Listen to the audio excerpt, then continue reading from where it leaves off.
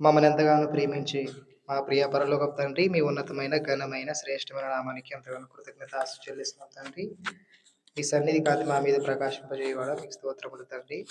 సజీవ లెక్కలో ఉండబట్టి కేవలం మీ కృప, మీ దయ, మీ సంకల్పం మాత్రమే తండ్రి. మీ కృప వలన మేము రక్షింపబడుచున్నాం. మీ ప్రేమ వలనే రక్షింపబడుచున్నాం. అవును తండ్రి, దేవా, ఇప్పుడైతే వాక్యాన్ని నేర్చుకొనిచుండగా, వాక్యాన్ని ధ్యానించుచుండగా మీ పరిశుద్ధాత్మ సహాయం అనుగ్రహించమని ప్రార్థిస్తున్నాం. మీ ప్రేమకై స్తోత్రములు చెల్లిస్తూ, మీ కృపకై స్తోత్రములు చెల్లిస్తూ, ఇప్పుడైతే వాక్యాన్ని నేర్చుకొనిచుండగా తండ్రి, వినగల హృదయాన్ని గ్రహించే మనసును మా అందరికి అనుగ్రహించమని సహాయం చేయమని యేసుక్రీస్తు నామమును బట్టి ప్రార్థించి వేడుకొంచున్నాం తండ్రి. ఆమేన్. ఆమేన్. క్రీస్తునందు ప్రియమైన దేవుని వారలారా, గత కాలమందు మనము వాక్యాన్ని నేర్చుకుంటూ వస్తున్నాం. గత కాలమందు వాక్యాన్ని నేర్చుకుంటూ వచ్చాం. అసలు మందిరానికి ఎందుకు రావాలి? మందిరానికి ఎందుకు రావాలి? మందిరానికి ఎందుకు రావాలంటే వాక్యాన్ని నేర్చుకోవడానికి రావాలి. మందిరం అనేది దేవుని యొక్క పాఠశాల లాంటిది. దైవ పాఠశాల అంటారు. మెయిన్ ఎగ్జాంపుల్ ఏంటంటే, ఒక విద్యార్థి స్కూల్‌కి ఎందుకు వెళ్తాడంటే చదువుకోవడానికి, చదువు నేర్చుకొని ఉత్తీర్ణత సాధించాలని. అలాగే మనం దైవ మందిరానికి ఎందుకు వస్తున్నాం? దైవ పాఠశాలకు ఎందుకు వస్తున్నామంటే ఇక్కడ వాక్యాన్ని నేర్చుకొని ఆ!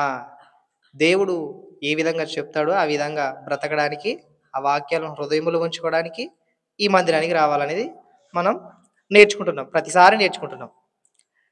ఈరోజు కూడా వాక్యాన్ని నేర్చుకుందాం. వాక్యాన్ని నేర్చుకునే ముందు కొన్ని విషయాలు చెప్తే చాలా జాగ్రత్తగా వినండి. నేడున్న సమాజాన్ని బట్టి చూస్తే మనుషుల హృదయాలలో వాక్యం, దేవుడు, సంఘం, సహవాసం అనే పదాలు చాలా కరువైపోయాయి. అసలు సంఘం అంటే ఏమి? వాక్యం అంటే ఏమి? దేవుడు అంటే ఏమి? అసలుకి మినిమం అవగాహన కూడా లేదు అసలుకి చాలా మందికి. ఏదో బతికేస్తున్నామంటే బతికేస్తున్నాం అన్నట్టున్నాం. అంటే దేవుడు అంటే భయం ఉండాలి, భక్తి ఉండాలి. నేను దేవుని వేడుకోవాలి. ప్రతి సమస్యకు దేవుడు నాకు పరిష్కారాన్ని ఇస్తాడు అనే ఆలోచన వైఖరి నేడున్న సమాజానికైతే ఎవరికీ లేదు. ఏదో బతికేస్తున్నామంటే ఊరకనే బతికేస్తున్నాము అన్నట్టుగా ఉంటాం. అలా ఉండకూడదు. అందులో వచ్చేసి మందిరానికి వస్తున్నా గానీ ఒక్కటి కూడా గుర్తుపెట్టుకోం. ఎవరైనా మీరైనా, మనమైనా మనమందరం కూడా మందిరానికి వస్తాం. వాక్యాన్ని వింటాం. ఒకటి కూడా గుర్తుండదు. రేపు వారంగా అడిగితే మనకు ఈరోజు చెప్పింది బొత్తి గుర్తుండదు. ఎందుకంటే ఆ వాక్యం మీద దృష్టి పెట్టడం లేదు ఫస్టు. ఏం నేర్చుకున్నాను నేను? ఆ వాక్యం ద్వారా నేనేం నేర్చుకున్నాను? కొంతైనా, ఇంతైనా ఏదైనా బలపడ్డానా నేను? ఆత్మీయంగా వృద్ధి చెందుతున్నానా? అనే ఆలోచన అనేది ఎవ్వరికీ లేదు. లేదు. అందులో వచ్చేసి ఇంకొక ఎగ్జాంపుల్ చెప్తాను, జాగ్రత్తగా వినండి. అసలకి మీరందరూ తల్లులుగా ఉన్నారు. తల్లులుగా ఉన్నటువంటి మీరు చాలా వంటలు చేస్తారు కదా! వంటలు తప్పకుండా చేస్తారు. మీకు అలవాటు అది. ఎందుకంటే మీ పని అది కాబట్టి. ఇప్పుడు వంట చేసినప్పుడు మీరు ఏదైనా ఒక మంచి కూర చేస్తారనుకోండి. కూర చేసినప్పుడు, కూర చేసినప్పుడు దాంట్లోకి మంచి మంచి ఇంగ్రీడియెంట్స్ ఏసి, మంచి వంట చేసి, అసలకి మీ పిల్లలుంటారు కదా! పిల్లలుంటారు కదా! అసలు ఆ పిల్లలకి అంత మంచి వంట చేసి పెడితే, ఆ గోరుముద్ద తినని పసిపిల్లవాడు ఉంటాడా? ఉండడా? అసలు నేను ప్రశ్న అర్థమైంది అందరికీ. మంచి ఆహారం, మంచి టేస్టీ ఉండే ఫుడ్డు నీ కుమారునికి పెడితే వద్దంటాడా? కావాలంటాడా? కావాలంటాడా? అవునా? కావాలంటాడు కదా! మనందరికి తెలుసు. అంటే ఆ ముద్ద తినడానికి ఇంకోసారి ఏం చేస్తాడు? ఇంకోసారి పెట్టు అంటాడు. ఎంత బాగుంది ఇంకోసారి పెట్టు. ఇంకోసారి నాకు ఇది చాలా బాగుంది అని ఏం చేస్తాడు? అడుగుతాడు. అడుగుతాడు. ఎవరైతే బాగా టేస్ట్‌గా చేసి ఇస్తారో వాళ్ళ దగ్గరికే వస్తారు. పాయింట్ అర్థమైందా అందరికి? అలా వాక్యాన్ని ఎవరైతే ఇతరులకు అర్థమయ్యే విధంగా టేస్టీగా అనిపిస్తదో వాళ్ళు మాత్రమే సంఘానికొస్తారు. మిగతా వాళ్ళు రారు. అర్థమైనా? వాక్యపు రుచిని చూసిన వాళ్ళే ఏం చేస్తారు? మందిరానికొచ్చి వాక్యాన్ని నేర్చుకుంటారు. అసలుకి వాక్యం మీద దృష్టే లేని వాళ్ళైతే అసలు మందిరానికి రారు గదా! వాక్యాన్ని కూడా వినరు. ప్రతి పిల్లవాడు ఏం చేస్తాడంటే మీరు మంచిగా చేస్తే తింటారు. తింటారు, కావాలంటారు. అలా వాక్యం ఎంత గొప్పగా చెప్పినా గూడా, ఆ వాక్యాన్ని మీరు రుచి చూడట్లేదు ఫస్టు. ఆ రుచి చూస్తే మళ్ళీ వస్తారు గదా అందరూ. అవునా కాదా? మీ పిల్లవాడు బాగుంది ఇంకోసారి చేసి పెట్టు. రేపు చేస్తావా ఎగ్ రైసా? అని ఎంత బాగా చెప్తాం మనం. ఆ! అన్నప్పుడు మనం ఏం చేస్తామంటే చేసి పెడతాం. ఇంకోసారి వస్తాడు, నా దగ్గరికి వస్తాడు అని ఏం చేస్తారంటే మంచి మంచి వంటకాలు చేసి మీ పిల్లల్ని మీ దగ్గరకు తెచ్చుకుంటారు. అలా ఆ విధంగా మనం కూడా వాక్యాన్ని ప్రకటిస్తున్నప్పుడు, ఇక్కడ వాక్యాన్ని ప్రకటిస్తున్నప్పుడు, ఇక్కడ ఉన్నటువంటి వాళ్ళందరి హృదయాలను ఏం చేయాలి తెలుసా? మంచి వాక్యం అనే ఆహారంతో నింపి పంపియాలి. మీకు టేస్ట్ అనిపించినప్పుడు ఏమైతది? ఓరేయ్! ఎంత బావుందిరా! మళ్ళీ రావాలనే ఆలోచన రావాలి మీకు. అలా రానప్పుడు మనం ఎన్ని విన్నా, ఎన్ని బోధించినా వృధా. పెద్ద సున్నా. ఏమి రాదిక. మీకు టేస్ట్ అనిపించినప్పుడు మళ్ళీ వస్తారా? రారా? పిల్లలు వస్తారా? రారా? వస్తారు. ఇప్పుడు మీకు వాకింగ్ టేస్ట్ అనిపిస్తుందా? అనిపిస్తదా? అనిపిస్తదంటే మీరొస్తారు. వాళ్ళకనిపియలేదు గాబట్టి చాలామంది లాస్ట్ టైమ్ నుంచి సంవత్సరాల నుంచి ఉన్నా గూడా వాక్యం అనేది టేస్ట్ లేదు వాళ్ళకి. అనుభవించట్లేదు ఫస్టు. కాబట్టి మనం వాక్యాన్ని ఆస్వాదించేటప్పుడు వాక్యాన్ని చాలా జాగ్రత్తగా నేర్చుకోవాలి. ఇప్పుడు గూడా వాక్యాన్ని నేర్చుకుంటాం. ఇప్పుడు గూడా వాక్యాన్ని నేర్చుకుంటాం. కొన్ని విషయాలు నేర్చుకుందాం. చాలా జాగ్రత్తగా వినవలసిందిగా ప్రభుపేట మనవి చేస్తున్నాం. మనందరికి సీఎం గారు తెలుసు గదండీ! సీఎం తెలుసు. పీఎం తెలుసా? అందరికి తెలుసు. Very good. మనందరికి తెలుసు. ఎందుకంటే మనం వాళ్ళ మనమే వాళ్ళని ఎన్నుకునింది. నన్ను పాలించు, నన్ను పాలించని సీఎంని ఎన్నుకునింది ఎవరు చెప్పండి? మనమే. పీఎంని ఎన్నుకునేది ఎవరు చెప్పండి? మనమే. ఫర్ ఎగ్జాంపుల్ అక్కడ సరౌండింగ్స్ ఉంటాయి. పీఎం గారు ఉండేది ఢిల్లీలో ఉంటారు. ఆ ఢిల్లీ సరౌండింగ్స్‌లోన ఆయనుండే స్థలంలోన ఏదో మంచి భవనం అనుకోండి. ఆ భవనంలోన ఆయనుంటాడు. నేను ఆయన కలవడానికి వెళుతున్నాను అన్నప్పుడు నేనెలా ఉండాలి? పిచ్చోని తీరు ఉండాలా? లేకుంటే మంచిగా నీట్‌గా ఉండాలా? డిగ్నిటీగా ఉండాలా? తర్వాత మంచిగుండాలా? మరకలంటించుకొని, చొక్కా చినిగిపోయి, ప్యాంట్ చినిగిపోయి అని అక్కడ గేట్ కాడ కనపడితే ఏం చేస్తారు చెప్పండి? సెక్యూరిటీ గార్డ్స్ ఏం చేస్తారు? బయటకి 2 తంతారు ఫస్టు. నువ్వు ఎక్కడ తిక్క తిక్క ఉన్నావు. ఫస్టు నీట్‌గా రాపో అని చెప్తారు. అంటే ఒక పీఎం గారిని కలసనీకి పోయినా, తర్వాత సీఎం గారిని కలసనీకి పోయినా ఎట్టుండాలి చెప్పండి? డిగ్నిటీ ఉండాలా. చాలా బాగుండాలా. ఇప్పుడు మీరే ఉన్నారనుకోండి. మీ పిల్లలు ఉన్నారా? ఉన్నారా? ఉన్నారు. ఉన్నారు. అనుకోకుండా వర్షం పడింది. వర్షం అన్నప్పుడు పిల్లలు ఏం చేస్తారు? బురదలో ఏం చేస్తారు? ఆట ఆడతారు. ఆట ఆడతారా? ఆట ఆడరా? ఆట ఆడి ఏం చేస్తారు? అబ్బో! ఇంగ బట్టలన్నీ మాసిపోయుంటాయి. మూతంతా బురదంటింటది. నెత్తంతా మాసిపోయుంటది. ఇలా మాసిపోయినప్పుడు మా పిల్లగాడైనా దగ్గర తీసుకుంటారా? కడకొచ్చుకుంటావా? మీరు మంచోళ్ళు కాబట్టి మీరే కడుగుతారు. నా పిల్లోనికి ఏమైందే? మరకంటేదే. నేను దాన్ని కడిగితే వాళ్ళు నీట్‌గా అయితాడని ఏం చేస్తారు? కడుగుతారు. కడిగి ఏం చేస్తారు? వాడిని దగ్గరికి తీసుకుంటారు. ఏం కాదురా అని హత్తుకుంటారు వాడిని. అస్సలు పెట్టుకోరు. వాని దగ్గర పండుకుంటారు అట్లే. అస్సలు ఊహించుకోకూడదు అలా. మరకలు పెట్టుకొని, దుర్వాసన పెట్టుకొని వాని దగ్గర ఉండలేము. అసలకి వాడిని దగ్గర కూడా పెట్టుకోలేము. ఫస్ట్ ఏం చేయాలా? క్లీన్ చేసుకోవాల. క్లీన్ చేసుకుంటే అక్కడ ఉండడానికి అర్హుడనమాట. ఇప్పుడు మనమందరం గూడా బాగా ఆలోచించండి. ఈ 2 ఎగ్జాంపుల్ అర్థమైనా? పీఎం చెప్పినా, సీఎం అని చెప్పినా, ఈ రెండోది మీరు చెప్పిన తల్లులుగా ఉన్నారు. ఇప్పుడు దేవుడుండే స్థలం ఎలాంటిదంటే పరిశుద్ధమైనది. ఈరోజు నేను చెప్పేది 4వ అంశంగా మాట్లాడుచున్నాను. 6వ అంశంగా మాట్లాడుతున్నా. వాక్యాన్ని ఎందుకు నేర్చుకోవాలి? వాక్యాన్ని ఎందుకు నేర్చుకోవాలి చెప్పండి? వాక్యం నిత్యం నిలుస్తుంది. రెండవది ఆ! వాక్యాన్ని, హృదయాన్ని శుద్ధి చేస్తది. వాక్యాన్ని ఎందుకు నేర్చుకోవాలి? వాక్యానికి మందే పాపానికి మందే వాక్యము. పాపాన్ని నిరోధించే శక్తి ఏంటిదంటే వాక్యం అని నేర్చుకున్నాం 4 విషయం. ఇప్పుడు 5వ విషయం కూడా నేర్చుకున్నాం. అసలు వాక్యాన్ని ఎందుకు నేర్చుకోవాలి సుమా అంటే, నేనే ఒక వెలుగులా, నేనే నా ఇంటి వారందరికీ ఒక దీపములా వాక్యాన్ని నేర్చుకొని అనేకులు వెలిగించే విధంగా ఉండాలని నేర్చుకున్నా. ఇప్పుడు 6 విషయాన్ని నేర్చుకుందాం. వాక్యాన్ని ఎందుకు నేర్చుకోవాలి? మందిరానికి ఎందుకు రావాలంటే 6 విషయం చెప్తున్నా. ఇప్పుడు ఇంతకాలం 5 చెప్పినా 5 విషయాలు మీకు గుర్తున్నవో లేదు గానీ, ఇప్పుడు 6 విషయం చెప్తున్నా. 6 విషయమైనా హృదయంలో పెట్టుకోండి. అర్థమైందని చెప్పే విషయాలన్నీ. ఇప్పుడు దేవుడుండే స్థలమేమో పరిశుద్ధమైనది. పరిశుద్ధమైనది. అసలకి దేవుడంటేనే పరిశుద్ధతకు నిలయం. పరలోకం అంటేనే అసలుకి అపవిత్రులు ఉండరు అసలుగా ఆ బైబిల్‌లోన కొన్ని వచనాలున్నాయి. ఆ వచనాలు చూడండి ఒకసారి. అసలు దేవుని దగ్గర స్థలాన్ని సంపాదించేవాడు ఎవరంటే ఒకసారి అసలు దేవుడు ఎలా ఉంటాడు అని ఆలోచిస్తే యెషయా గ్రంథం 57వ అధ్యాయం చూడండి. నేను 3 రిఫరెన్స్‌లు వరుసగా చూపిస్తా. యెషయా గ్రంథము 57వ అధ్యాయం 15వ వచనం. యెషయా గ్రంథము 57వ అధ్యాయము 15వ వచనం. మహాగణుడును మహోన్నతుడును పరిశుద్ధుడును నిత్య నివాసి అయిన వాడును. ఇక్కడ చూడండి, మహాగణుడును మహోన్నతుడును పరిశుద్ధుడు అంటే దేవుడు ఎలా ఉంటాడంటే పరిశుద్ధుడై ఉంటాడని ఇక్కడ లేఖనం చెప్తుంది. నేను పరిశుద్ధుడు అనే వర్డ్ని తీసుకుంటే చాలా జాగ్రత్త వినండి. ఇప్పుడు యెషయా గ్రంథం 6వ అధ్యాయం 3వ వచనం చూడండి. అదే యెషయా గ్రంథం ముందులో ఉంటది. 6వ అధ్యాయం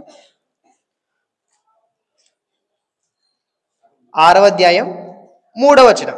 వారు వారు అంటే ఇక్కడ శరాపులు అని అర్థం. శరాపులు ఏం చేస్తున్నారట? వారు సైన్యములకు అధిపతియగు యెహోవా పరిశుద్ధుడు పరిశుద్ధుడు పరిశుద్ధుడు సర్వలోకం ఆయన మహిమతో నిండి ఉన్నది అని గొప్ప స్వరములతో గాన ప్రతిగానములు చేయుచుండిరి. అంటే పరలోకంలో దూతలు ఉన్నారు. ఆ దూతలు ఏం చేస్తున్నారంటే పరిశుద్ధుడు పరిశుద్ధుడు పరిశుద్ధుడు పరిశుద్ధుడు పరిశుద్ధుడు పరిశుద్ధుడు పరిశుద్ధుడు గాన ప్రతిగానాలు చేస్తూనే ఉన్నారు. అంటే ఇప్పుడు బాగా అర్థం చేసుకోండి, అసలు దేవుడు ఎలా ఉంటాడంటే పరిశుద్ధుడై ఉంటాడు, పరిశుద్ధుడై ఉంటాడు. ఇప్పుడు ఇంకో వచనం చూడండి, 99వ కీర్తన 99వ కీర్తన 9వ వచనం. 99వ కీర్తన 9వ వచనం చూడండి ఒకసారి. మన దేవుడైన యెహోవా పరిశుద్ధుడు, మన దేవుడైన యెహోవాను గణపరచుడి. ఇక చాలు. మన దేవుడైన యెహోవా ఎవరంట? పరిశుద్ధుడు. పరిశుద్ధుడు పరిశుద్ధుడు ఎవరు చెప్పండి? మన దేవుడు ఎలాంటి వాడు చెప్పండి? పరిశుద్ధుడు. ఇప్పుడు ఈ పరిశుద్ధుని యొద్ద మురికంటుకున్నటువంటి మనము ఆయన చోటు దగ్గర ఉండగలం. మనం మురికంటించుకున్నాం. మనమంతా ఎలా ఉన్నామంటే అపరాధములే చేదాను పాపములే చేదాను చచ్చి పడి ఉన్నాం, మరకలతోన దుష్టత్వము చేత ఇవన్నీ కలిగి ఉన్నాం మనమంతా. ఇప్పుడు దేవుడు ఏమంటున్నాడంటే నేను పరిశుద్ధుడు కాబట్టి మీరు కూడా ఎలా ఉండాలంట? పరిశుద్ధులై ఉండాలంటే. ఇప్పుడు నేను ఫస్ట్ ఎగ్జాంపుల్ గుర్తున్నాయి రెండు, ఏవి? సీఎం పిఎం అని, తర్వాత మీ పిల్లవాడు మరకంటించుకున్నాడని. ఇప్పుడు మనలో కూడా దుష్టత్వపు లక్షణాలు, పాపపు లక్షణాలు ఉన్నాయంటే దేవుని దగ్గర మనకు చోటు నియమింపబడుతుందా? దేవుని యొద్దకు వెళ్ళగలమా? దేవుడు అంగీకరిస్తాడా? My dear son come to my heaven, నా పరలోకానికి రా అని దేవుడు అంగీకరించే విధంగా మనం ఉన్నామా? ఇతరికి మీరు తల్లిగా ఉన్నారు, మీ పిల్లవాడు మరకంటింది, దగ్గరకి అసలుకి చేర్చుకోరు. తండ్రి అయిన దేవుడు ఆకాశం ఉన్నాడు, మనం కుమారులుగా భూమి మీద ఉన్నాం. మనలో మరకుంది. ఇప్పుడు దేవుడు అంగీకరిస్తాడా? అస్సలకి అంగీకరించాడు. కొన్ని వచనాలు చూడండి మరి తర్వాత. కీర్తనల గ్రంథం, ఇది కీర్తనల గ్రంథంలోన 5వ కీర్తన. మనం చెడిపోయి పడిపోయి ఉన్నాం, మనము ఆయన దగ్గర చోటును సంపాదించగలమా? 5వ అధ్యాయం కీర్తన 5వ కీర్తన 4వ వచనం చూడండి. 4వ వచనం. నీవు దుష్టత్వమును చూచి ఆనందించు దేవుడవు కావు, చెడుతనమునకు నీ యొద్ద చోటు లేదు. అంటే చెడు, పాపము, మలినము ఆయన యొద్ద చోటే లేనప్పుడు, ఆయన యొద్ద ఇలాంటి లక్షణాలే లేనప్పుడు, ఆయన అతి పరిశుద్ధుడైనప్పుడు, ఆయన దగ్గర ఎలాంటి పాపము లేనప్పుడు మనము అంగీకరింపబడతాం. మనలో ఇన్ని మలినాలు, దుష్టత్వపు క్రియలు ఇవన్నీ ఉన్నాయి. వీటిని అన్నిటిని మనం పెట్టుకొని ఆయన యొద్ద చోటును సంపాదించగలమా? ఆయనేమో మహాపరిశుద్ధుడు. పరిశుద్ధుడు అని నిత్యము దూతలు ఏం చేస్తున్నారంట? ప్రతిగానములు చేస్తూనే ఉన్నారు. అంటే దేవుడు పరిశుద్ధుడు. దేవుని యొద్ద మనం చోటును సంపాదించాలంటే ఏం చేయాలా? మనలో ఏముండాలి చెప్పండి? పరిశుద్ధత ఉండాలి. ఇంకో వచనం చూడండి, యెషయా గ్రంథం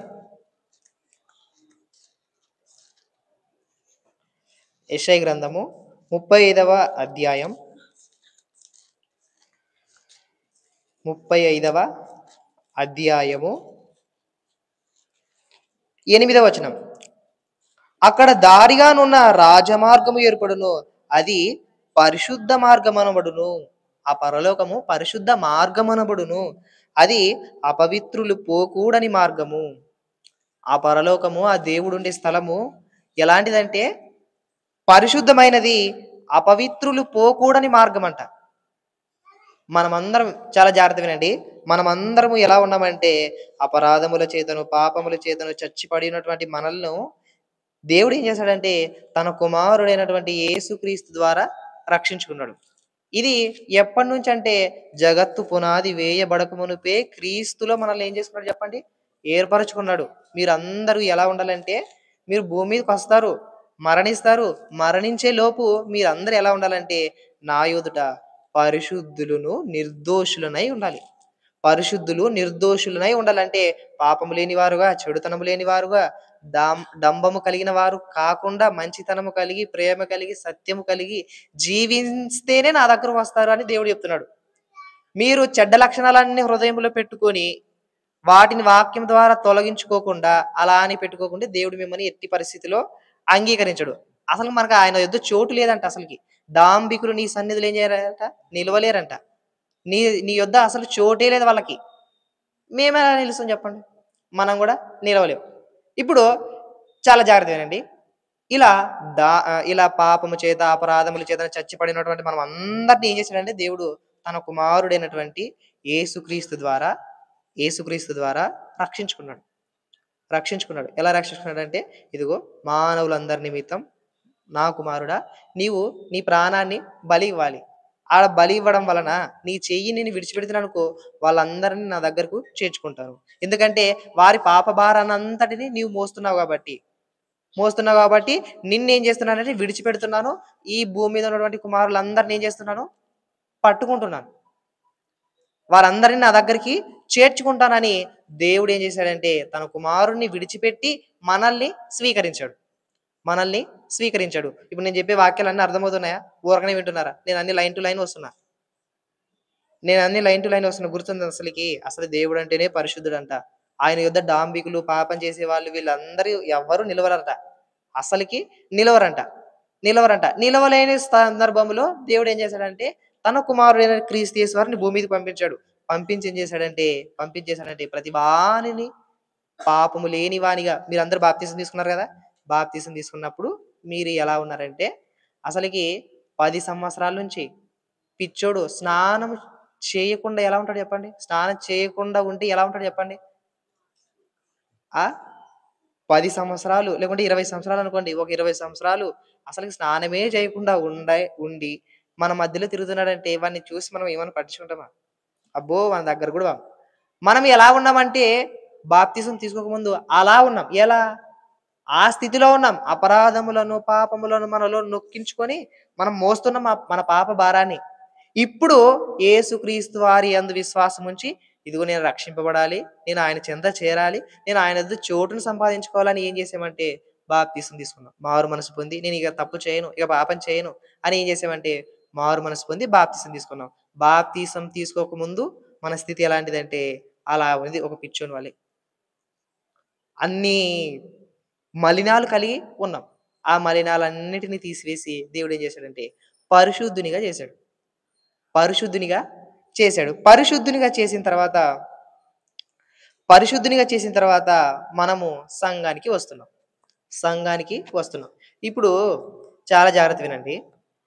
మనం ఒకనాటి స్థితి ఎలాంటిదంటే ఒక పిచ్చోడు ఏ విధంగా అయితే స్నానం చేయకుండా సుమారు మురికి మలినాలు కలిగి ఉన్నాడో ఏ విధంగా అయితే ఉన్నాడో అలాగే మనం అప్పుడు ఉన్నాం. మరి బాప్తిసం తీసుకున్న తర్వాత మరకంటదా? అంటదా? అంటుతుంది. తప్పకుండా అంటుతుంది. అంతెందుకు ట్యాంక్ దగ్గర అనుకోండి. ట్యాంక్ దగ్గర ప్రశాంతంగా స్నానం చేసి వస్తారనుకోండి బాయ్స్ అయితే. కాళ్ళు కడుక్కొని వస్తారా? అక్కడి నుంచి ఇంటికొచ్చేలోపు నిన్ను ఏ దుమ్ము అంటదా? అంటుతుంది. తప్పకుండా అంటుతుంది. నేను అంటించుకోను అంటే అదే అంటుతుంది. ఏం చేస్తావు చెప్పు మరి? అంటినప్పుడు ఏం చేయాలంటే మరి ఇంటి దగ్గరకు వచ్చి కాళ్ళు కడుక్కొని మరలా ఇంట్లోకి వెళ్ళాలి. అవునా? ఈ ప్రాసెస్ నిత్యము జరగాలి. అసలు వాక్యాన్ని ఎందుకు నేర్చుకోవాలంటే అసలు నాలో పడుచున్న చెడు కల్మషాన్ని తీసివేసుకోవడానికి వాక్యాన్ని నేర్చుకోవాలి. వాక్యం అనేది మందు కదా, కల్మషాన్ని తీసేసేది కదా, తీసివేసేది కదా. ఇప్పుడు దాన్ని నేర్చుకోవడం నేను మందిరానికి వస్తున్నాను. దాన్ని నేర్చుకోవడం వల్ల నాలో ఉన్నటువంటి ప్రతి మలినాల్ని బయటికి త్రోసివేయొచ్చు. ఎందుకంటే, ఎందుకంటే ఈ మలినాలను తీసివేస్తేనే పరిశుద్ధుడైన దేవుడు, పరలోకమందున్న దేవుడు తన యొద్ద చోటును సిద్ధపరుస్తాడు మన కోసం. అలా గాకుండా బాప్తిసం తీసుకున్న తర్వాత గూడా మనలో మలినాలు, చెడుతనము, పాపము ఇవన్నీ ఉంటున్నాయనుకో, దేవుడు ఏం చేస్తాడు? నిన్ను కడిగినా గూడా మరలా ఎక్కడికెళ్ళావు చెప్పండి? బురదలోకి వెళ్ళావు. అదే బాగుందని ఏం చేసావు? దాంట్లోనే పొర్లాడుతున్నావు. పంది తెలుసు కదా! ఏం చేస్తది? ఎంత కడిగినా ఏం చేస్తది? అక్కడికెళ్తా కదా! మనం అలా ఉండకూడదు. ఒకవేళ అంటించుకున్నావా? అంటించుకున్నావా? వాక్యం దగ్గరికి వచ్చి సరి చేసుకో. అది మంచి పద్ధతి. దానిలో ఆనందం ఉండదు. దానిలో ఆనందం ఉండదు. దుష్టత్వం, పాపమే ఎక్కువుండేది. కాబట్టి మనం ఏం చేయాలంటే వాక్యాన్ని ఎందుకు నేర్చుకోవాలి అని ఆలోచిస్తే, మనం పరిశుద్ధంగా ఉండడానికి వాక్యాన్ని నేర్చుకోవాలి. పరిశుద్ధంగా ఎలా ఉండాలంటే యేసుక్రీస్తు వారు ఏ విధంగా బ్రతికారు? అలానే మనం బ్రతకాలి. అసలు యేసుక్రీస్తు వారు ఎలా బ్రతికారంటే నిర్దోషి, నిష్కల్మషుడు, పాపులలో చేరక ప్రత్యేకంగా ఉన్నవాడంట ఆయన. అంత గొప్ప ఆయన పరిశుద్ధుడిగా భూమి మీద బ్రతికారు. మనము కూడా ఆయన అడుగు జాడలలో నడవడానికే ఆయనందు విశ్వాసం ఉంచి బాప్తీసం తీసుకొని రొట్టెలో చేయి వేస్తున్నాం. భక్తి కలిగి జీవిస్తున్నాం. ఇవన్నిటిని మరిచిపోయి, ఇవన్నిటిని మరిచిపోయి నాకు సంబంధమే లేదన్నటువంటి అసలు నీవు విశ్వాసివి కాదు. సంఘానికి వచ్చిన వృధా. కాబట్టి వాక్యాన్ని ఎందుకు నేర్చుకోవాలి అని ఆలోచిస్తే, నన్ను పరిశుద్ధినిగా తీర్చిదిద్దేది వాక్యమే కాబట్టి, ఆ పరిశుద్ధత దేవుడు కోరుకునేది. అసలు దేవుడు కోరుకునేది ఏమిటి మనలో ఆలోచిస్తే పరిశుద్ధత. పరిశుద్ధతను కోరుకుంటున్నాడు. ఎలా కోరుకుంటున్నాడంటే, మీరు మీరు సర్వ సమాజంలో పాపులున్నా, ఆ పాపులలో మీరు ప్రత్యేకంగా ఉండాల. బాగా మోసం చేసేవారు, దొంగతనం చేసేవారు ఉంటారు కదా! వాళ్ళు నీ ఎదుట పోతున్నా కూడా నీవు ప్రత్యేకంగా ఉండాల. నువ్వు దొంగతనము చేయకూడదు, పాపము చేయకూడదు, అబద్ధము చెప్పకూడదు. అలా చెడును అంటించుకోకుండా బ్రతికే ప్రతి ఒక్కరు కూడా పరిశుద్ధులుగా చూస్తున్నాడు దేవుడు. నిర్దోషులుగా చూస్తున్నాడు. నా మనసు చెప్పాలి. ఏమని చెప్పాలి?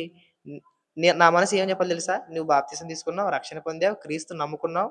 నువ్వు ఎట్టి పరిస్థితుల్లో పాపం చేయకూడదు. నీలోకి ఏ కల్మషాన్ని రానివ్వకూడదు. ఇదిగో లోకులు ఎలా ఉన్నారు? తాగుబోతులుగా, తిండిబోతులుగా, ఎగరలాడేవారుగా, అల్లరితో కూడిన ఆటపాటలు కలిగి ఉన్నారు. నీవు ఆ జోలికి అస్సలకి పోకూడదు అని నా మనసు ఏం చేయాలి? సాక్ష్యం ఇవ్వాలి, హెచ్చరించాలి. హెచ్చరించి వాక్యం వైపు అడుగు వేసే విధంగా ఉండాలి. అప్పుడు దేవుడు నీ పరిశుద్ధతను బట్టి దేవుడు నీకు ప్రతిఫలాన్ని ఇస్తాడు. నేను చెప్పే విషయాలు అర్థమవుతున్నాయా? వాక్యాన్ని ఎందుకు నేర్చుకోవాలంటే, మనము పరిశుద్ధంగా ఉండడానికి వాక్యాన్ని నేర్చుకోవాలి. ఎందుకంటే సర్వోన్నతుడైన దేవుడు, సర్వశక్తిమంతుడైన దేవుడు ఎలాంటి వాడు? పరిశుద్ధుడు. ఆయన యొద్ద చోటును సంపాదించాలంటే ఏం చేయాలి చెప్పండి? మనలో కూడా ఆయన కోరుకునే పరిశుద్ధత ఉండాలి. ఎందుకంటే ఆయన యొద్ద చెడుతనమునకు చోటే లేదంట. చెడుతనమునకు చోటు లేనప్పుడు మనలో ఉంటే మనల్ని అంగీకరిస్తాడు దేవుడు. అస్సలకి అంగీకరించడే అంగీకరించడు. మీరు బాగున్నారు, మీ పిల్లలు మాసిపోయి ఉన్నారు. మీరు అంగీకరిస్తారా? మీ ఇంట్లోకి రానిస్తారా? బయటకి పంపిస్తారు ఫస్ట్. కడకొచ్చుకుంటారు. అలా దేవుడు గూడా నీలో మలినమే ఉండకూడదు, పాపమే ఉండకూడదు అంటే నీవేం చేయాలంటే దేవుని మందిరానికొచ్చి ఆ వాక్యాన్ని నేర్చుకొని, నా హృదయాన్ని శుద్ధి చేసేది వాక్యం గదా! వాక్యం గదా! అని ఆ వాక్యం చేత మనలో ఉన్నటువంటి మలినాలను తీసివేసుకొని, మరలా ఆనందంగా దేవుడు నన్ను క్షమించాడు, నన్ను బలపరుస్తాడు, నాకు సహాయం చేస్తాడని మంచి మాటల చేత నీ హృదయాన్ని నింపుకొని ఇంటికి వెళ్ళాలి. అలా వెళ్ళినప్పుడే ఇక్కడికొచ్చి ప్రయోజనం. ఇక్కడికొచ్చినా గూడా, వాక్యం విన్నా గూడా, ఏ తీర్మానం లేకుండా, ఏ నిర్ణయం లేకుండా ఇంటికెళ్తున్నామంటే ఏం బాగోదసలకి. బాగోదు గాబట్టి, ఇప్పుడు మనం వాక్యాన్ని ఎందుకు నేర్చుకుంటున్నాము అని నేర్చుకుంటున్నాం. ఎందుకు నేర్చుకోవాలి చెప్పండి? ఇప్పుడు ఇంతవరకు చెప్తి గదా! కొంత గూడా అర్థం కాలేదా? ఏదో ఒక పాయింట్ చెప్పండి మీరు మరి.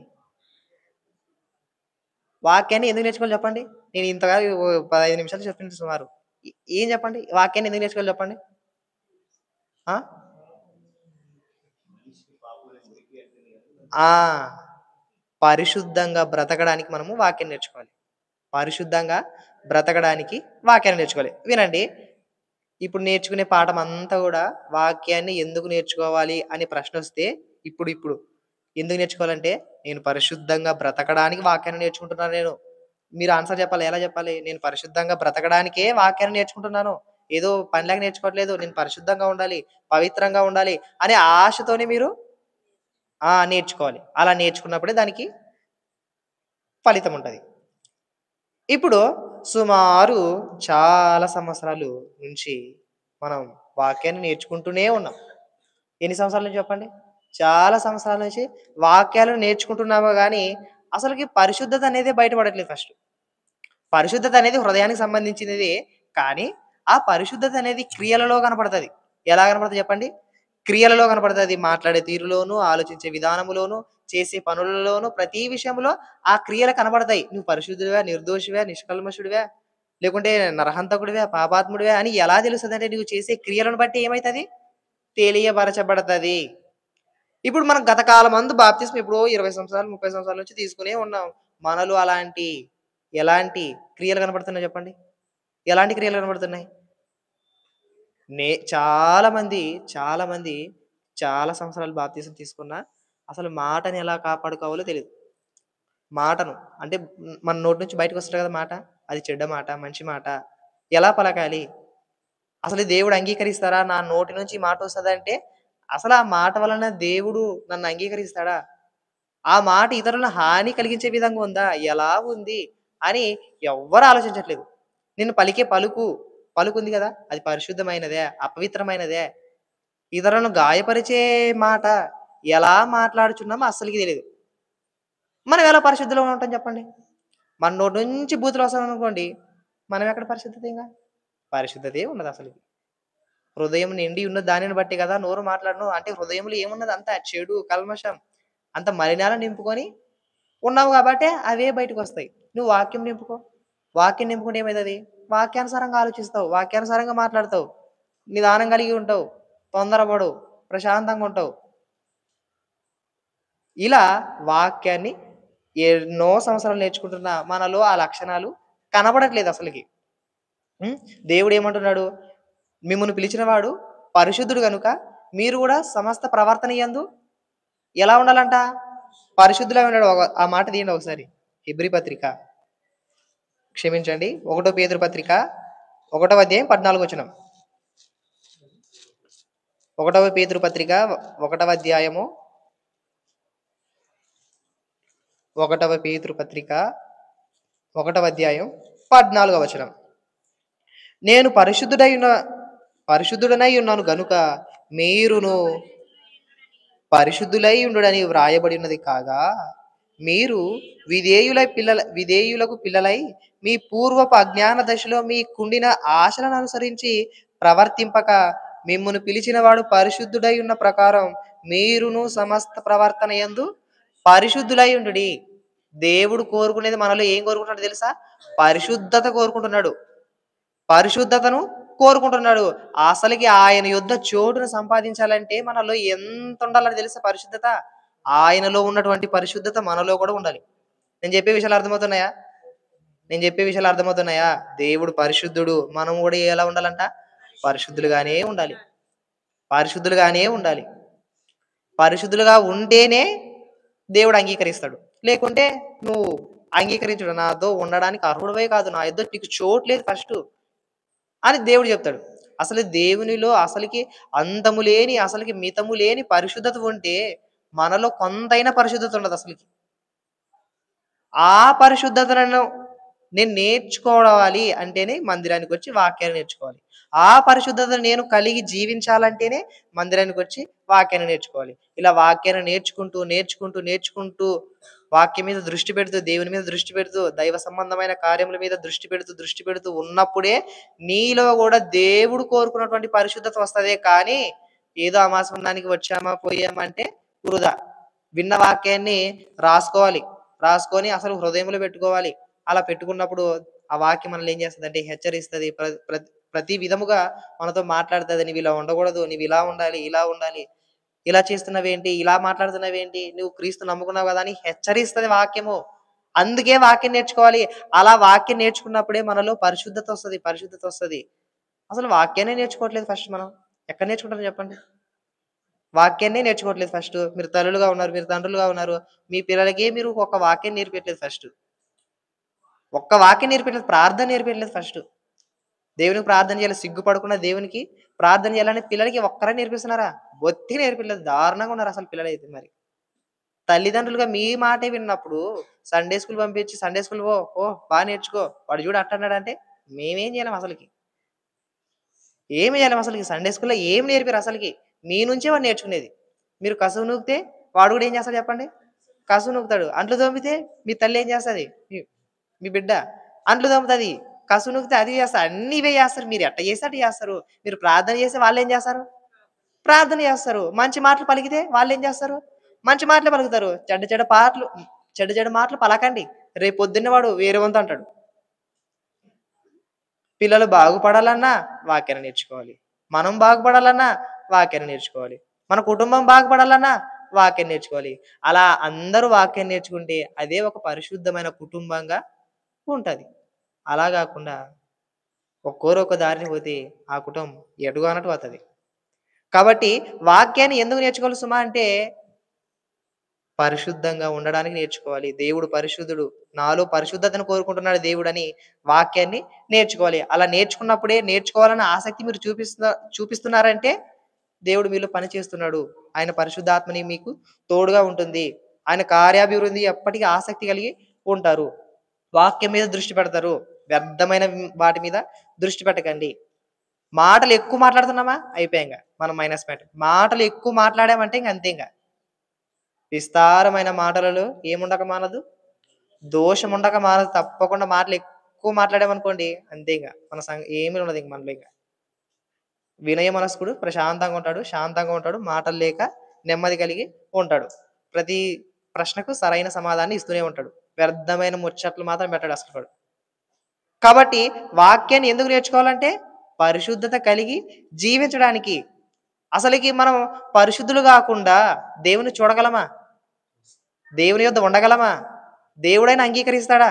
మీ కుమార్తెలనే, కుమారులనే మీరు అంగీకరించినప్పుడు దేవుడెలా అంగీకరిస్తాడు? అందుకని హెబ్రీ పత్రిక 12వ అధ్యాయం 14 వచనంలో ఒకసారి తీయండి ఆ మాట. హెబ్రీ పత్రిక 12వ అధ్యాయం 14 వచనంలో చూస్తే హెబ్రీ పత్రిక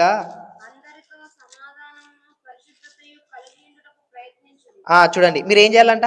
విశ్వాసులుగా దేవుని మందిరానికి వస్తున్నటువంటి మీరందరూ ఏం చేయాలంట? అందరితో సమాధానమును పరిశుద్ధత చూడండి ఈ మాట యూజ్ చేశాడు. ఏ మాట? పరిశుద్ధతయు కలిగి యుండుటకు ప్రయత్నించుడి. మీరు ప్రయత్నమని చేస్తున్నారు ఇంతకి. అస్సలు ప్రయత్నం చేయట్లేదు ఫస్ట్. ట్రై అని చేస్తున్నారా? నేను పరిశుద్ధంగా ఉండాలని కొంచెం ఆశ ఉంది నాకి. దాన్ని ఎలా అప్లై చేసుకోవాలి? విశ్వాసులను అడుగుదాం. పరిశుద్ధులైన వారు సంఘంలో ఉన్నారు. వాళ్ళని అడిగితే వాళ్ళు చెప్తారు కదా! అని ఆసక్తే లేనప్పుడు మనలో పరిశుద్ధత ఎలా వస్తది చెప్పండి? పరిశుద్ధత కలిగి ఉండుటకు ట్రై చేయండి అంటాడు. ప్రయత్నించండి. అలా ప్రయత్నిస్తూనే ఉంటేనే మీరు పరిశుద్ధులుగా తీర్చబడతారు. ఈ కింద వాక్యం చూడండి అసల.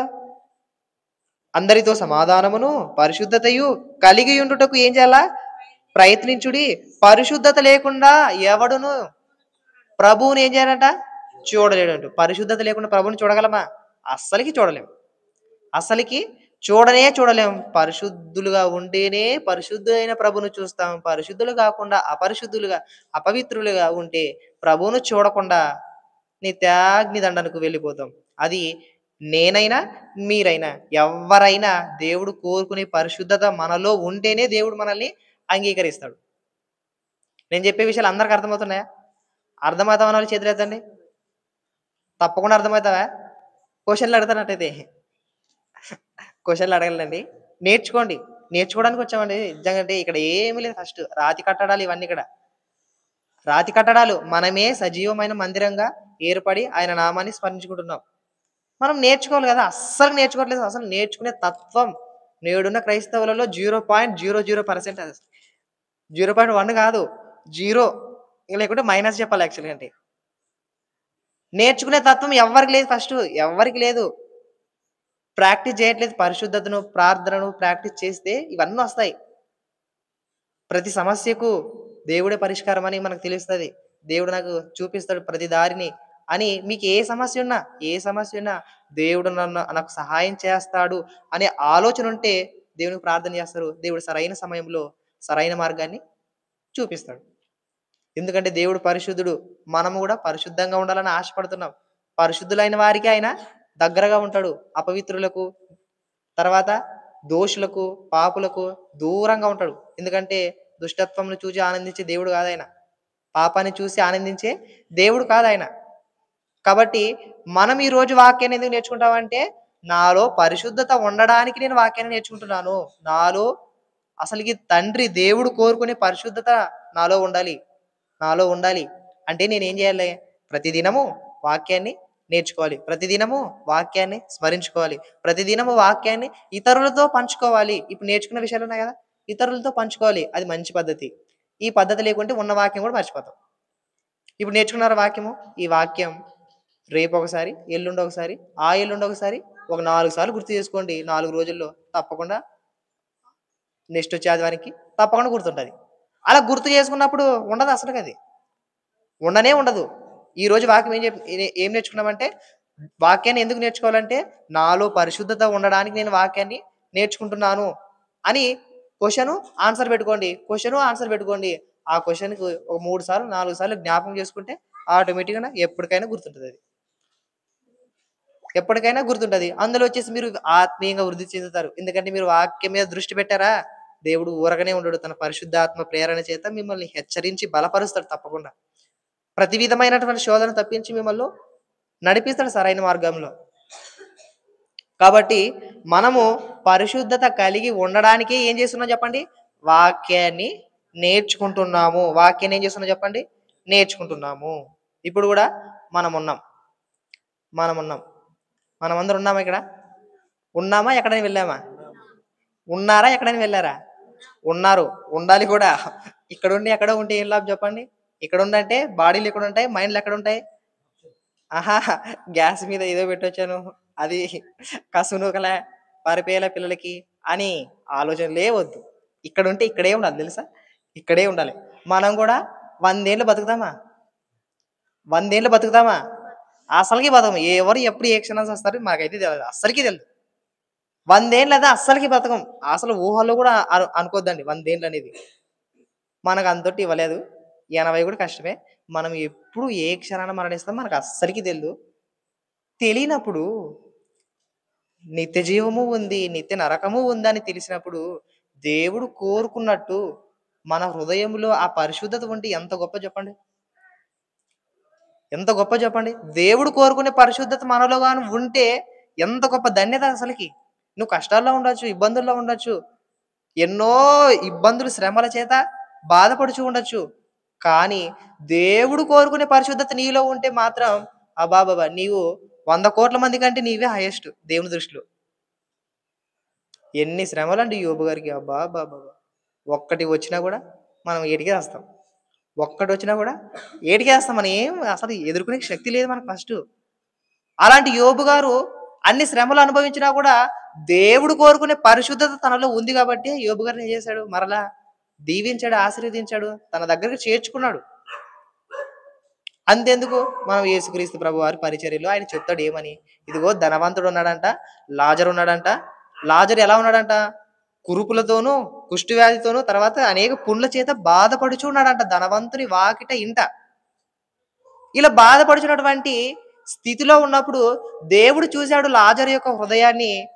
దేవుడు కోరుకునే పరిశుద్ధత లాజరులో ఉంది కాబట్టే లాజరును అంగీకరించి తన రొమ్మున పెట్టుకున్నాడు. అసలు ధనవంతుని యొద్ద అసలు పరిశుద్ధతే లేదు అసలకి. పరిశుద్ధతే లేనప్పుడు, అసలు వాక్యమే అన్నదే లేనప్పుడు అసలకి అంగీకరించాడా? దేవుడు అంగీకరించాడా? అంగీకరించలే. ఒరేయ్ నాయనా నీవు నీ జీవితకాలం అంతయు ఇష్టం వచ్చినట్టు బ్రతికావు. నీ జీవితకాలం అంతా ఎలా బ్రతికావు చెప్పండి? ఇష్టం వచ్చినట్టు బ్రతికావు. పరిశుద్ధత, వాక్యము, సహవాసము ఇవన్నిటివి ఏటివి లేవురా నాయనా. అసలు నా యొద్ద చోటే లేదు నీకు అన్నాడు.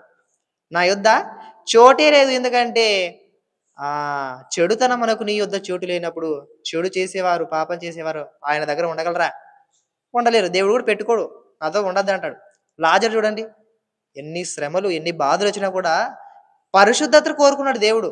తనలో ఉన్నటువంటి విశ్వాసాన్ని, పరిశుద్ధతను చూశాడు కాబట్టే అంగీకరించాడు. మై డియర్ సన్, నీవు ఇక్కడ నివసించడానికి యోగ్యుడవు కానే కావు. ఇదిగో అబ్రహాము రొమ్మున ఆనుకున్నట్టుకు పరదైసుకి వెళ్ళని పరదైసులో ఉంచాడు. ఇప్పుడు మనం కూడా చేస్తాం. ఎలా చేయాలి చెప్పండి? 100 ఏళ్ళు బతుకుతామా? ఎప్పుడు చచ్చేదో తెలీదు. 100 ఏళ్ళు బతుకుతామా? రేపే చచ్చిపోవచ్చు. ఎల్లుండే చచ్చిపోవచ్చు. అంతెందుకు ఈ రాత్రే చచ్చిపోవచ్చు. ఎప్పుడైనా చచ్చిపోవచ్చు. మనకంటూ పర్ఫెక్ట్ ఈ టైంలో చేస్తామని లేదు అసలకి. కాబట్టి మనం ఏం చేయాలంటే దేవుడు కోరుకునే పరిశుద్ధత నాలో ఉండాలి. దేవుడు కోరుకునే పరిశుద్ధత నాలో ఉండాలని మనం ఏం చేయాలి తెలుసా? ప్రతి దినం హెచ్చరించుకోవాలి. ప్రతి క్షణం హెచ్చరించుకోవాలా. మీరు చేస్తున్న పనుల్లోనూ, మీరు చేస్తున్న ప్రతి కార్యక్రమంలో హెచ్చరించుకుంటూ ఉంటే అప్పుడు మనము సంపూర్ణులుగా తీర్చబడతామంట. సంపూర్ణులుగా తీర్చబడేది ఎవరంటే వాక్యాన్ని ఎక్కువ నేర్చుకునేవారు, వాక్యాన్ని ఎక్కువగా గుర్తు చేసుకునేవాళ్ళు. వీళ్ళు మాత్రమే పరిశుద్ధులైన వారు సంపూర్ణులుగా తీర్చబడతారంట.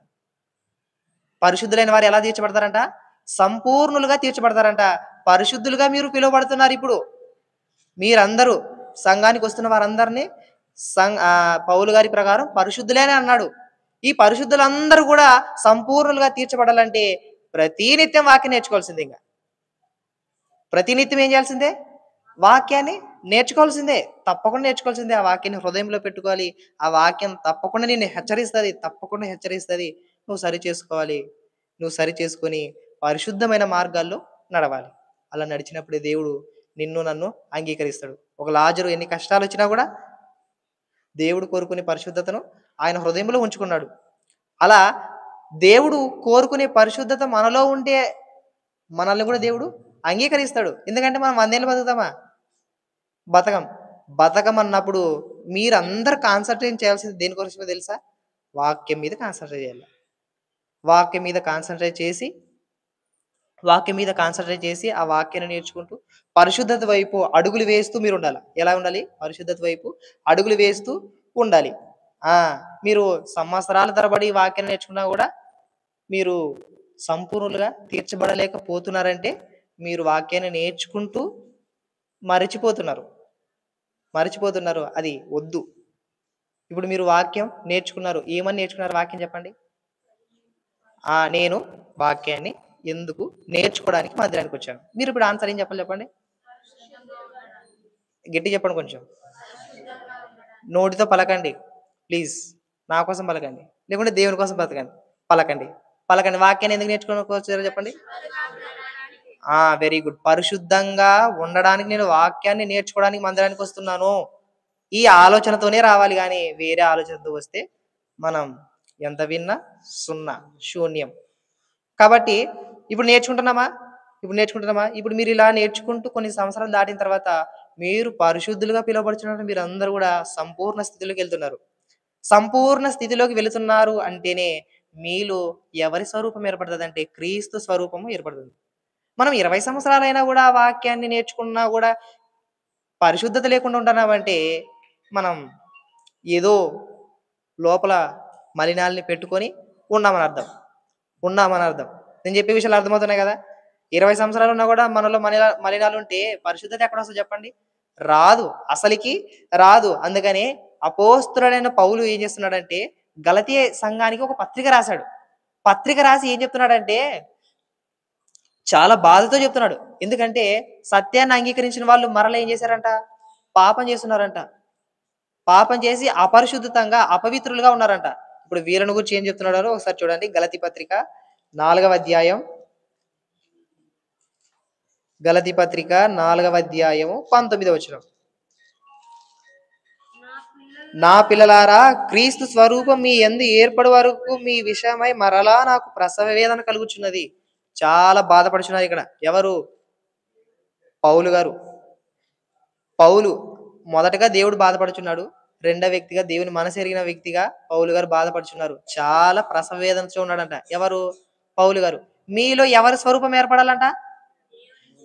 క్రీస్తు స్వరూపం ఏర్పడితేనే దేవుడు సంతోషిస్తాడు. పౌలు గారి లాంటి సేవకులు కూడా సంతోషిస్తారు. అలా కాకుండా మనం పరిశుద్ధతను సంతరించుకోలేకపోతున్నామంటే మనం వాక్యాన్ని నేర్చుకోవట్లేదని, వాక్యం మీద దృష్టి పెట్టట్లేదని, ప్రార్థన చేయట్లేదని అర్థం. ఇప్పుడు నేర్చుకున్న విషయం ఏం చెప్పండి ఒకసారి? నేర్చుకున్న విషయం ఏంటి చెప్పండి? గుర్తుంది ఇంతకి? మర్చిపోయారు అప్పుడే? క్వెషన్ ఏం చెప్పండి? నేను వేసిన క్వెషన్ ఏం చెప్పండి? వాక్యాన్ని ఎందుకు నేర్చుకోవాలి? ఇప్పుడు ఆన్సర్ చెప్పండి. పరిశుద్ధులుగా ఉండడానికి నేను వాక్యాన్ని నేర్చుకోవాలి. నేర్చుకుంటూ చాలా జాగ్రత్త. ఇది ఒక పాయింట్ వినండి. నేర్చుకుంటూ సంపూర్ణులుగా తీర్చబడాలి. సంపూర్ణులుగా తీర్చబడితే తీర్చబడినప్పుడు ఎవరి స్వరూపం వస్తదో చెప్పండి? క్రీస్తు స్వరూపం వస్తది. క్రీస్తు స్వరూపం వచ్చినప్పుడు మనం ఏం చేస్తాం తెలుసా? నా తమ్ముడు, నా సహోదరుడు వాని కోసం ప్రాణం పెట్టే స్థితిలో వెళ్తామనమాట.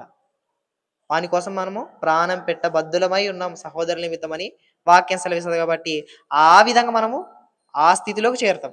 ఆ స్థితిలోకి చేరినప్పుడే దేవుడు నిన్ను చూసి నా నేను కోరుకునే పరిశుద్ధత నీలో ఉంది కాబట్టి నేను నిన్ను అంగీకరిస్తాను కుమారుడా. ఇదిగో నా యుద్ధ నివసించుటకు నీవు యోగ్యుడవు. జీవితంలో చాలా జాగ్రత్తగా అండి. ఇది ఒక్క విషయం చెప్పి నేను ముగిస్తా. మనుషులైన వారందరూ నేడున్న కాలంలో స్థలాలను సంపాదించుకుంటారు. తర్వాత పొలాలను సంపాదించుకుంటారు. ఇళ్ళను సంపాదించుకుంటారు. డబ్బును సంపాదించుకుంటారు. కానీ పరిశుద్ధత సంపాదించుకునే వాళ్ళు ఎవరు చెప్పండి? దేవుడు కోరుకునే పరిశుద్ధత ఎవరు సంపాదించుకుంటున్నారు అసలకి? ఇది కూడా ఒక సంపాదన. పరిశుద్ధత అనేది ఒక సంపాదన. దేవుడు గ్రంథాన్ని ఇచ్చాడు. ఈ గ్రంథం ద్వారా మీరు నేర్చుకోండి, సంపాదించుకోండి, పరిశుద్ధతను సంపాదించుకోండి. క్రీస్తు లాంటి మనసున్న పరిశుద్ధతను సంపాదించుకోండి అంటున్నాడు దేవుడు. క్రీస్తు లాంటి మనసున్న పరిశుద్ధతను సంపాదించుకోండి. అలా సంపాదించుకున్నప్పుడు మీరు నా యొద్ద నివసించుటకు యోగ్యులు. నా యొద్ద నివసించుటకు యోగ్యులు. అంతెందుకు మీరే ఉన్నారనుకోండి. మీరు అందరు ఎలా ఉంటారంటే, మీరు భార్యలుగా ఉన్నారు, భర్తలుగా ఉన్నారు. భార్య ఏమనుకుంటది ఎనీ టైము? నా భర్త స్థానంలో చోటుని సంపాదించుకోవాలనుకుంటారు. అవునా కాదా? నా పిల్లల స్థానంలో నేను చోటుని సంపాదించుకోవాలనుకుంటారు. ఒక తండ్రిగా, తల్లిగా ఉన్నారు మీరు. ఇదే కోరుకుంటారా? ఏదైనా కోరుకుంటారు చెప్పండి? ఇదే కోరుకుంటారు. నేను కుమారునిగా ఉన్నాననుకో, నా తండ్రి స్థానంలో నేను చోటుని సంపాదించుకోవాలి. నా తండ్రి హృదయంలో నేను చోటుని సంపాదించుకోవాలి. నా కుమారుడు నన్ను ప్రేమిస్తున్నాడు అనే విధంగా మీరు ఏం చేయాలి తెలుసా? అందరూ అదే కోరుకుంటారు. అందరూ అదే కోరుకుంటారు. My dear sun, your great, నువ్వు గొప్పోడు అని తండ్రి చేత పలికే ఆ పిలుపు కోసం ప్రతి ఒక్కరు ఎదురు చూస్తుంటారు. ఇప్పుడు మనం ఏం చేయాలి తెలుసా? ఇవి ఆలోచించి మనమంతా అసలు దేవుని హృదయంలో చోటును సంపాదించుకోవాలంటే ఏం చేయాలి చెప్పండి? ఎంత పరిశుద్ధతను సంపాదించుకోవాలి చెప్పండి?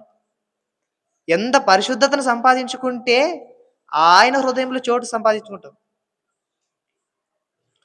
పరిశుద్ధత లేకుండా ప్రభువుని చూడమన్నప్పుడు ఆ పరిశుద్ధతే మనలో ఆవగింజంతా కూడా లేకుంటే మనం 20 సంవత్సరాలు, 100 సంవత్సరాలు, 1000 సంవత్సరాలు నేర్చుకున్నా కూడా వృధా. అంతెందుకు అన్నేళ్ళు బ్రతకమంటామా? 100 సంవత్సరాలు బ్రతకమంటామా? బ్రతకం నిజంగా అంటే. బ్రతికి కొన్ని సంవత్సరాల్లో కూడా ఆ పరిశుద్ధతను సంతరించుకుంటూ అనుకో దేవుడు నిన్ను నన్ను మెచ్చుకుంటాడు. నాలాంటి మనసు నీకుంది కుమారుడా, అందుకే నీవు నా యొద్ద నివసించుటకు నా యొద్ద నీకు చోటు స్థిరపరిచాను. మీరు యేసుక్రీస్తు వారు అందరికీ తెలుసా? మనకి తెలుసు.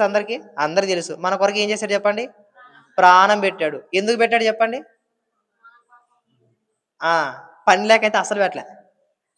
యబ్బో మనం అంతా రక్షింపబడాలని ఎంత కష్టం తెలుసా శిలువ యాగం. అబ్బా! దాన్ని అనుభవించి నా మార్గంలో నడిస్తే నేను వెళ్ళి మీ యొద్దకు మరల వచ్చి మిమ్మల్ని తీసుకెళ్ళి పరలోకంలో ఉంచుతా నా తండ్రి యొద్ద. ఒకవేళ నా తండ్రి యొద్ద స్థలము లేకపోతే, చోటు లేకపోతే వెళ్ళి స్థిరపరుస్తాను. మంచి నివాసం అక్కడ ఉంది. నా తండ్రి హృదయములో మీ పేర్లు ఉంటాయి. మీకు స్థలాలని సిద్ధపరుస్తానని దేవుడు తన గ్రంథకర్తల ద్వారా, ప్రవక్తల ద్వారా సెలవిచ్చాడు.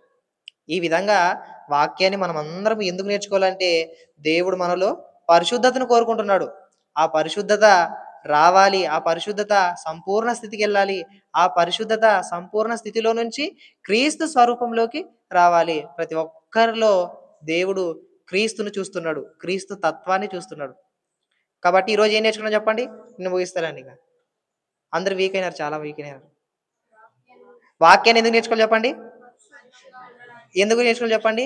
పరిశుద్ధంగా ఉండడానికి నేర్చుకోవాలి. నేను ఇది చెప్పేది ఆరో విషయం. ఇంకా ఉన్నాయి. తవ్వితే సముద్రమంతా సబ్జెక్ట్ ఇక్కడుంది. మనం బకెట్ నీళ్ళు నించుకుంటున్నాం జానకోసారి, వారంకోసారి. సముద్రమంత జ్ఞానం ఇక్కడుంది. మనం ఎప్పుడో ఒకసారి చెంచో లేకుంటే గ్లాసో తింటున్నాం అంతే. ఇన్నోటి నీళ్ళు ఎప్పుడు చూడాలి చెప్పండి? ఇన్నోటి నీళ్ళు ఎప్పుడు తోడాలా? ఎప్పుడు తోడుకొని మన హృదయంలో పెట్టుకోవాలా? మన జీవితమే సరిపోదు. నేర్చుకుంటూనే ఉండాల. అందుకనే ప్రతి వ్యక్తి జీవితాంతం నేర్చుకోవాల్సింది ఏదైనా ఉందంటే వాక్యమే.